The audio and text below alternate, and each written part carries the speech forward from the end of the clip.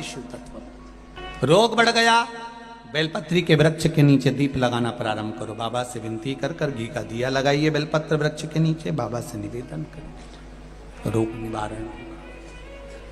कि एक बार पांडवों ने अश्वमेध, एक बार आवर्त महोत्सव रखा और एक यज्ञ रखा। उस यज्ञ का नियम था, पहले जो यज्ञ होते थे उन यज्ञ का नियम था, यज्ञ में घंटा लगता था। वो यज्ञ की जैसी पूर्णाहुति होती थी तो यज्ञ का घंटा अपने आप बज जाता था, अपने आप बजता था, उसे बजाता कोई नहीं था, अपने आप बजता। आज यज्ञ का घंटा नहीं बजा तो युधिष्ठिर ने पंडितों से पूछा, ब्राह्मणों आपने यज्ञ करवाया पर ये यज्ञ का घंटा नहीं बजा। ब्राह्मणों ने कहा हमने तो यज्ञ अच्छा करवाया पर घंटा क्यों नहीं बजा, समझ में नहीं आया। तब इतने में ब्राह्मणों में से एक ब्राह्मण यज्ञाचार्य ने कहा, मुझे लगता है यज्ञ दो तरह का होता है, एक यज्ञ जो अग्नि में सांकल्य दी जाती है तो अग्नि देवता प्रसन्न होते हैं, और दूसरा यज्ञ वो कि भंडारा किया जाए और लोगों के मुंह में भोजन दिया जाए, वो यज्ञ भी प्रबल होता है। महाराज हमको लगता है यहाँ दोनों यज्ञ हुए, एक यज्ञ आहुतियों का, एक यज्ञ भंडारे का। मुझे लगता है भंडारे में कोई भूखा रह गया है, कोई भूखा है। अब वो भूखे व्यक्ति को ढूंढो। पांडव गए और पांडव जाकर जरा पता करो कि भूखा कौन है अपने नगर में, यज्ञ का घंटा बजेगा। जाकर देखा तो एक कुटिया में एक संत बैठे हुए थे। बाबा आपने भोजन किया है? नहीं।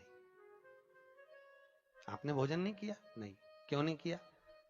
मैं काय को भोजन करूं, भंडारा हो रहा, चलो भोजन करो। नहीं नहीं मैं नहीं करता। भंडारे में भोजन नहीं करोगे? नहीं। क्यों नहीं करोगे? मैं उसके घर में भोजन करता हूं जो मेरे को 108 अश्वमेध यज्ञ का पुण्य देता है।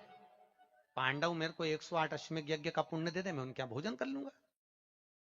अब पांडवों ने सोचा अपनी जिंदगी में पहला तो अश्वमेध यज्ञ कर रहा है और 108 अश्वमेध यज्ञ तो हमने कभी जिंदगी में नहीं करे, तो हम इसको पुण्य कहां से दे बाबा को। पांडव चले गए। द्रौपदी ने पूछा कोई मिला? हाँ एक संत मिला है पर 108 अश्वमेध यज्ञ का पुण्य मांग रहा है। द्रौपदी ने कहा चलो मैं लेके आती हूं उस बाबा को। द्रौपदी गई, रथ लाया गया। द्रौपदी ने कहा रथ में बैठकर नहीं जाऊंगी, पैदल जाऊंगी।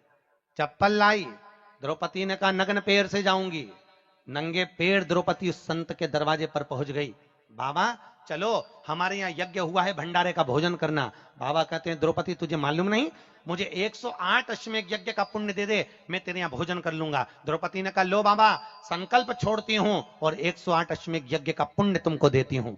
संत ने कहा द्रौपदी तेरे पति ने तो कभी पूरे यज्ञ नहीं करे, तूने कब कर लिए? द्रौपदी बोली बाबा मैंने सुना है मेरे कृष्ण के मुख से, जब कोई व्यक्ति अपने घर से निकलकर किसी संत के दरवाजे पर, किसी कथा के पंडाल में, किसी मंदिर पर, किसी तीर्थ में पैदल पैदल जाता है, जितने कदम चलकर जाता है उतने अश्वमेध यज्ञ वो अपने जीवन के कर लेता है महाराज, उतने अश्वमेध यज्ञ वो अपने जीवन के करता है। और द्रौपदी ने कहा बाबा मैं तुम्हारे दरवाजे पर चलकर आई हूं, 18,000 कदम मैं चलकर तेरे दरवाजे पर पहुंची हूं, उसमें से 108 अश्वमेध यज्ञ तुमको देती हूं। संत उठकर खड़ा हो गया, द्रौपदी के यहां गया, भोजन करा तो यज्ञ का घंटा बज गया महाराज, यज्ञ का घंटा बज